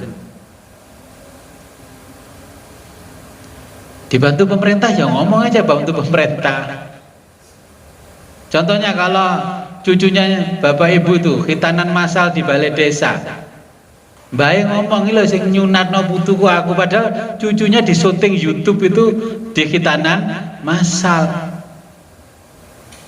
Itu kan nanti potensi menjadikan anak setelah akil balik nggak soleh. Ya ngomong aja kenapa sih beratnya yes putuku sunatan massal. Karena biasanya kan baik gengsi, bapaknya gengsi. Banyak kan seperti itu. Ya ngomong aja kalau gengsi itu ngomongnya gini, kalau gengsi ngomongnya cucuku dulu susah mau disunatkan, ini banyak temennya mau. Ya dikemas begitu, ya Allah tetap tahu kalau itu memang gak punya uang nyunatno putune. Ya, kita harus jujur dengan diri sendiri, kata Allah. Kalau pingin itu menjadi kebahagiaan, dilalah setelah sunat belum sampai kontrol, itunya berdarah-darah terus gak bisa ngontrolkan. Lu katanya kemarin sampean yang nyunatno, garek kontrolnya gak gablek duit. Akan menderita. Seharusnya kan bisa kembali ke panitia sunatan massal gratis, karena terlanjur ngomong di luar, saya ini yang nyunatno baik paling gagah dewe iki. Lah itu kan akhirnya menjadi penderitaan itu loh.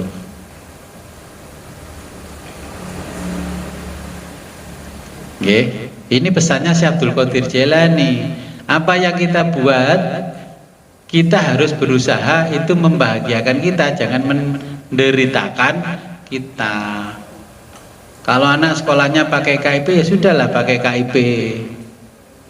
Kan banyak juga orang yang minta tanda tangan saya untuk dicairkan KIP-nya. Tapi kalau ngomong temannya, aku sekolah anakku ini ya gitu kan, ngomong kayak ya berat-berat tong, padahal itu dari KIP gretong. Anaknya itu malah apa? Uang sakunya lebih banyak daripada anak saya. Anak saya sekjen 1 bulan sekian, yang dapat KIP itu malah lebih mewah. Saya tanya, motornya lebih bagus kamu apa enggak, Le? Bagus sana motornya itu dapat KIP. Loh, karena apa? Itu nanti jangka panjang juga mempengaruhi keberkahan ilmunya kalau kita sebagai orang tua nggak jujur. Alhamdulillah. Kalau orang tasawuf bagaimana? Ya seperti pertanyaan sholatnya tasawuf dan sholatnya awam. Kalau orang awam ngomong begitu, kalau orang tasawuf, alhamdulillah anak saya diterima di perguruan tinggi negeri yang favorit. Saya tidak ikut bayar, yang bayar Gusti Allah lewat KIP. Kenapa sih kok berat ngomong gitu? Itu kan nanti menyebabkan di tengah jalan anaknya nggak sukses. Padahal bapak ibu guru cek jaluk KIP. Ya wes lek kowe gelem dimlaratno Gusti Allah ya saya tanda tangani. Ternyata KIP-nya muncul, bapak mati. Kula getun Gus, terus jaluk KIP bapak mati. Ya wes tak elekno gak kena. Kamu di ACC dapat KIP karena Allah tahu kalau suamimu mau meninggal. Gitu. Jadi kunci kebahagiaan ya seperti itu. Jangan jadi toksit, ya. Jadi kalau apa-apa jangan jadi toksit alias racun. Kalau belajar agama jangan sampai spiritualitas kita kosong, hanya gerudak-geruduk, tidak ada artinya. Oke. Ada pertanyaan?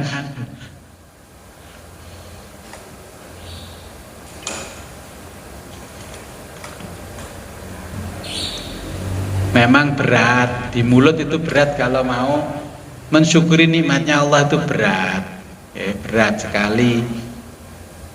Makanya kita yang belajar tasawuf, cara menyampaikan nikmat kepada Allah, ya Allah alhamdulillah, ya Allah saya bersyukur Engkau telah mendatangkan orang yang mampu menolong kesulitan saya.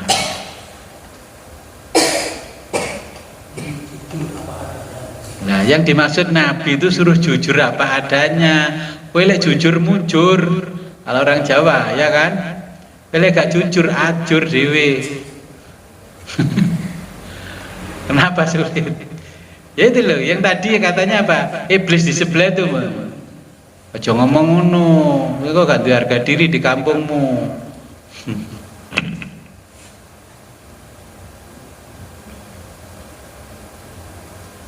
Justru kalau kita mengatakan apa adanya, Allah menurunkan rahmatnya, kasih sayangnya, diturunkan lewat hati orang-orang lain. Semua orang juga kasih sayang, turunlah belas kasihannya.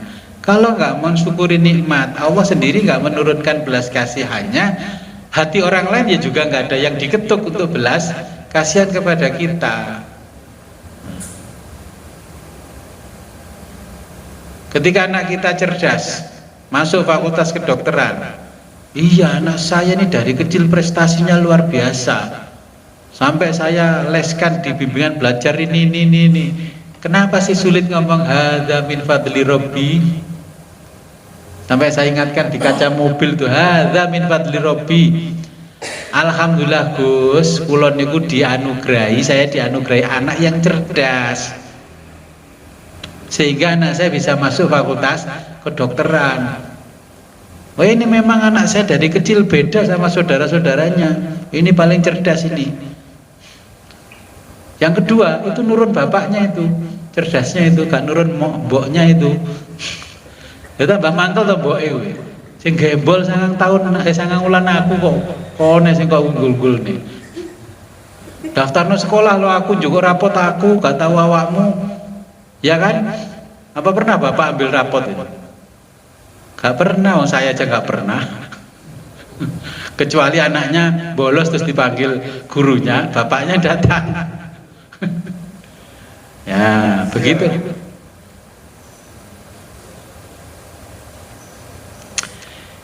Oke, kalau nggak ada pertanyaan sebelum kita akhiri, marilah kita berdoa kepada Allah. Semoga apa yang kita pelajari malam hari ini membawa manfaat barokah fid dini wa dunya hatta akhirah.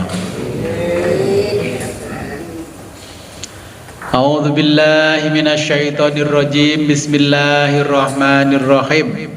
Allahumma shalli wa sallim ala sayyidina Muhammadin fil awwalin wal akhirin wa barik wa sallim wa radhiyallahu ta'ala an sadatina ashabi Rasulillah ajmain.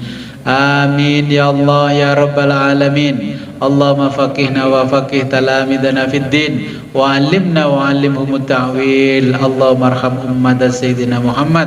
Allahumma ajbir ummat sayyidina Muhammad. Allahumma aslih ummat sayyidina Muhammad. Allahumma farrij an ummat sayyidina Muhammadin sallallahu alaihi wasallam. Allahumma anfa'na bima 'allamtana wa 'allimna ma yanfa'una wa zidna 'ilman yaqina. Walhamdulillahi ala kulli hal wa na'udzu billahi min kulli hali ahli nar. Rabbana taqabbal minna innaka antas samiul alim wa tub alaina innaka antat tawwabur rahim. Allahumma hdina siratal mustaqim. Allahumma hdina siratal mustaqim. Allahumma hdina siratal mustaqim.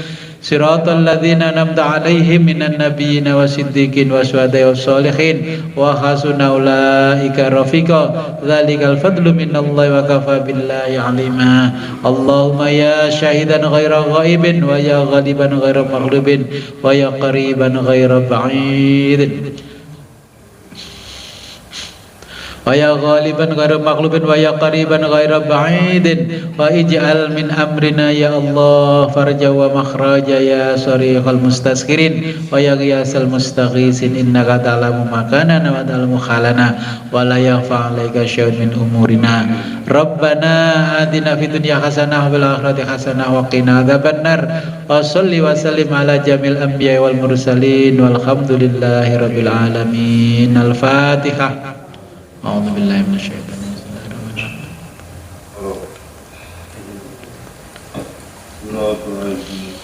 Akhirul kalam ihdinas siratal mustaqim wa billahi taufiq wal hidayah wa ridha wal inayah. Wassalamualaikum warahmatullahi wabarakatuh. Waalaikumsalam.